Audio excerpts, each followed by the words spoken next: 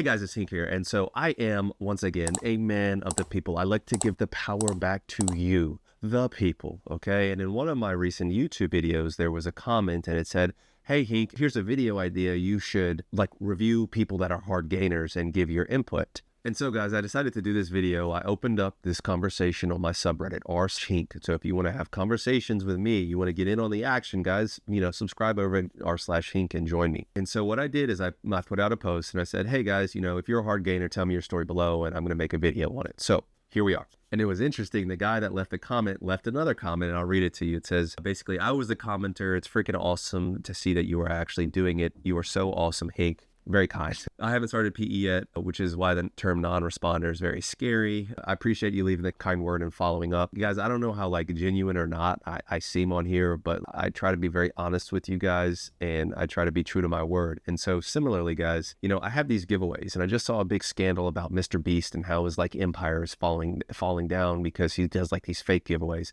And so guys, here's a screenshot of all the coupons. This is just the first page of coupons that I've given away for my enlargement course. And you can see that they are redeemed. Now, I'm sure, could I make the coupon myself and redeem it myself? Yeah, sure, that's a lot of work, guys. But when I give these giveaways and I'm leave a comment, and I'll hit you up and get you the course, I'm just being genuine. The first one we're going to talk about is from Downtown Shoe 718. It says, hi, I don't consider myself a hard gainer, but I've come across the topic that might be relevant. Steel cord, blah, blah, blah. It's a presence of this unusual cord-like structure. They almost have an upward curve in their penis. It might be a good idea for the video explaining it. So I've gone back and forth on this video with steel cord so many times. I've researched it.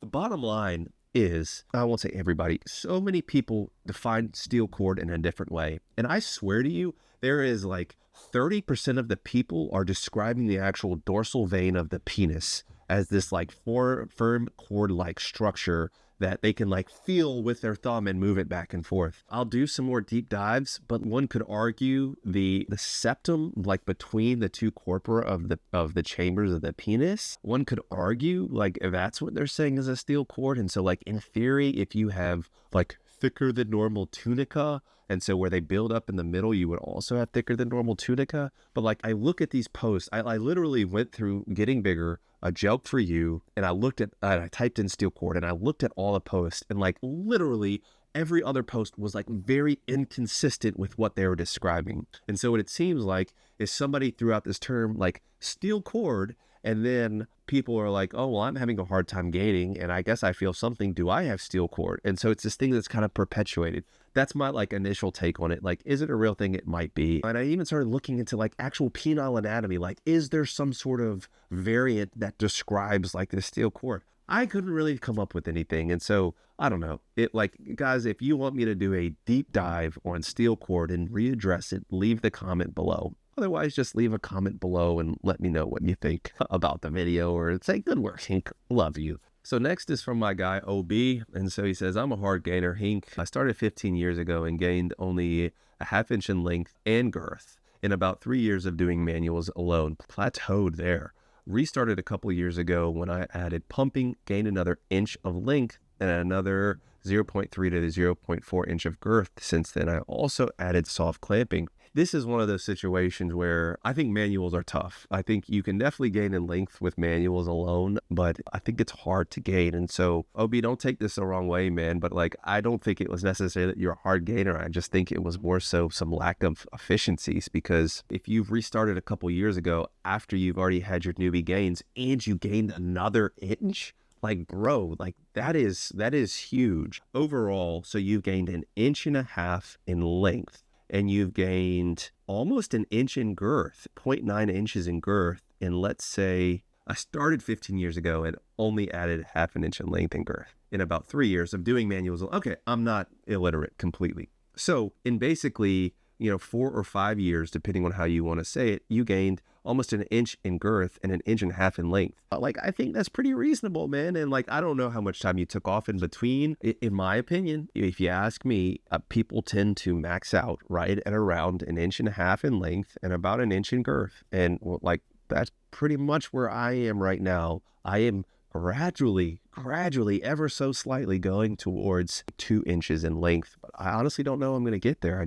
I think there's a limit on how much tissue that, like, how much the actual penile tissue can expand. My guy Endless on Reddit hit me up and he's like, here's a guy that has documented evidence of growth of like over 2 inches or something crazy like that. So it's like, oh, word. Like, does he have pictures? And he was like, he finally got back to me. It's not like he was ghosting me. And he was like, well, not really. But here's a chart showing that, you know, here he documented his growth over the years. And I was like, bro, like, I appreciate you, because Endless has always been a good dude. I always appreciate his input. But he just, like, it's a growth chart. There's so much of this, like, trust me, bro, 2 inches. Or trust me, bro, I was this size when I started. I don't have documentation, but I was this size when I started. And now I'm this size. And I hate that. Like, I despise it. And I'm not saying the guys are lying, but especially these guys where they just put up a chart. It's like, oh, guys, I'm plotting my data. Look, you can see my chart. And people are like, oh, good job. Like, do you know how easy it is to fake a chart? I'm not impressed. I'm not impressed by that. And that stuff is so easy to falsify. And I maintain. And guys, like, you know how to find me on Reddit. Find me on Reddit and send me a link of, like, clear documentation of anybody that has gotten even 2 inches of length, okay? And has it well documented. People, oh, well, on Thunder's Place, there's, you know, Billy Joe Bob and, like, Jimmy Joe Jim. But once again, then when I push them on it, it's like, well, they don't really have documented, or there's no measure. Anyways, I'm wasting too much time with this. So my point is, bro, like, I don't think you're necessarily a hard gainer. I think that you have the type of gains that, quite honestly, I think are reasonable in a 3 to 4 year time span, depending on what you're doing. And I know you said, like, you started 15 years ago and then you're back at it, but, like, if you were just doing manuals and stuff. So I've said it before, guys, you need to have realistic expectations, okay? What I tell people to expect in the first year of doing PE, this is not included, like, if you have a constriction ring in place to trap your edema, to make yourself seem bigger or anything like that. I mean a completely unenhanced D, okay? You do PE, like, on a Monday, and then you don't do PE again until Wednesday. Like, what are those gains gonna be like? A 1/2 inch in length and a 1/4 inch in girth in a year, I think, is reasonable. Completely unenhanced, okay? That's my take on it. Who knows? Maybe all of this, like, new fluff that's coming out might speed up those gains. But I think that there is a huge misnomer that is a big disservice to the PE community, that you can gain 1 inch in a year in length and a 1/2 inch in girth. I don't think that's realistic, and I think it leads to guys getting disappointed. All right, next question.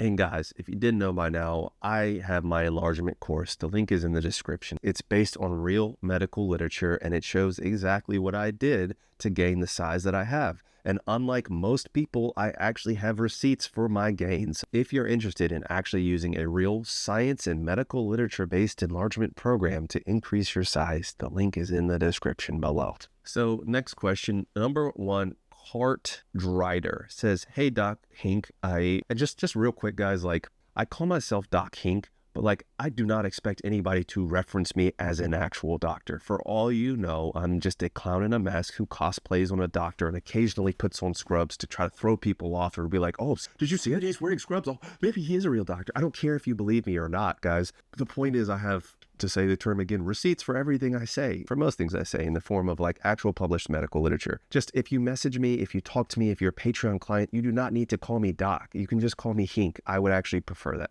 Anyways, hey, Doc Hink, I recently got a hard flaccid injury from overstretching. I know you have a video on it. Have you seen others recover from this? The mentality is taking a toll on me. So yeah, bro, absolutely. I even had a guy that had hard flaccid for 7 years, and we were able to, like, basically get to the root of the matter and get his hard flaccid fixed. I had one guy that had hard flaccid for a couple of years, and it's actually because he had a leg length discrepancy that was actually throwing off his pelvic floor, and once we corrected that, his hard flaccid went away. I had one guy that actually had a lower back injury, and he had a part of the disc in between his backbone had slipped out and was pressing on the nerve, and I talked him through how to get the appropriate diagnostic imaging to diagnose that, and he actually got that surgically corrected, and his symptoms went away. Yes, guys, there's countless guys that cure themselves from hard flaccid. It's just that they panic, they make a post on Reddit and say, oh my God, my life is over, I have hard flaccid, and then they cure themselves and they never go back and say, actually, guys, I had a hard flaccid for 2 months and I got over it. Or there is that one rare guy that has hard flaccid, and in my opinion, it's because he hasn't done the appropriate workup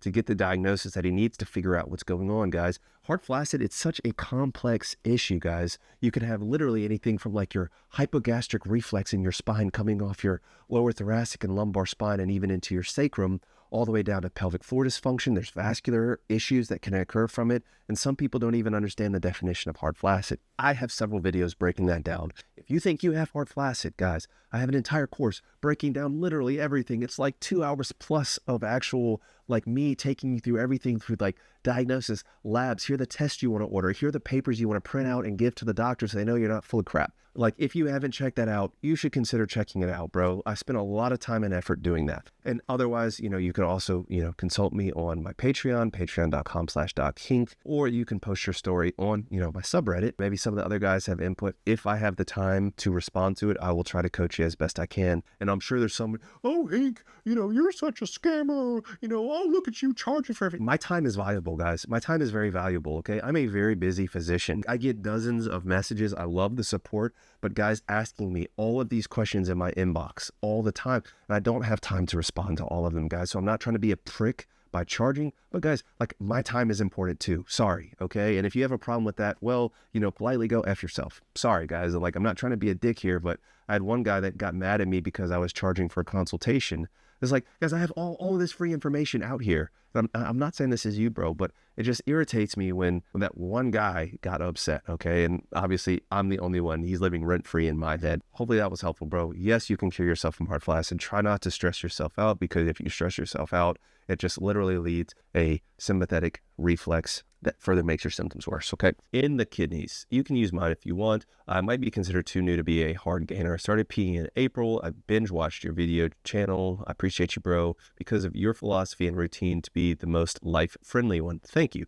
I do 30 minutes if time allows, manual stretches followed by pumping. Now I pump at 8 to 10 inches for the first set, and then 11 for the second set, and then 12, second and third, and then 12 for the last. I got newbie gains within the first 2 months, but now things have slowed significantly. The only thing that I can see growth is in pump length, maybe like 1/16 of an inch or longer, longer than last month. Overall, about 0.2 to 0.25 inches longer than I was in the beginning. So the one thing that, I'm going to stop here is like, what is the actual time interval you're at now? And sometimes I have trouble reading, but I don't see, like, I see the first 2 months, but like, are you month 6 or are you like year 2 now? I get the feeling you're still very early on. Newbie gains are a real thing, guys. My stretch flaccid length in the first 2 months increased by, I swear, like at least a half an inch, if not like 0.75 inches. Like, I went from being basically like 7 stretched, I hate giving my numbers out, to like 7.75 like in the first 2 months, and then it kind of did slow down after that.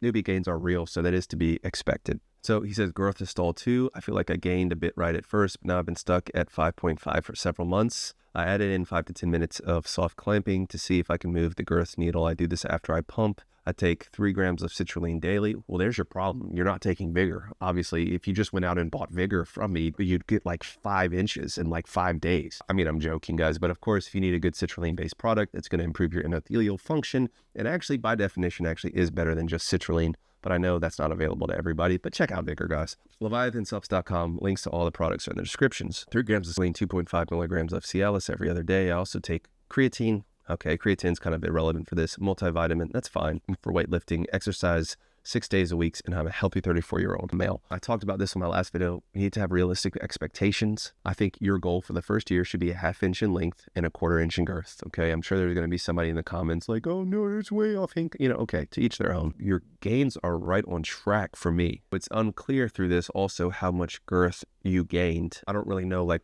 how you fall into that 0.25 inches in 12 months. Now, if you actually divide that out, we're talking about extremely small growth measurements, like month to month, like almost imperceptible. You can have variation depending on erection quality. The one thing that I see with this is that you've clearly been pumping for a while, and your warm-up set I think is perfect. But then you do basically 10, 11, 12 or 11, 11, 12. I think you could actually start to just do your warm-up set and then try to keep it at about 12 inches of mercury. If that's comfortable for you, it's not causing pain, it's not causing too much discoloration, one could argue on rat data that you could actually go up as high as 14 inches of mercury. In my experience, if I go much above 12, actually if I go much above 10, I start to develop more edema. So you're going to have to weigh how are the side effects, how does it hurt, is it something you can tolerate? But you could actually start to increase the pressure that you use. A lot of people say, oh, clamping works and pumping doesn't.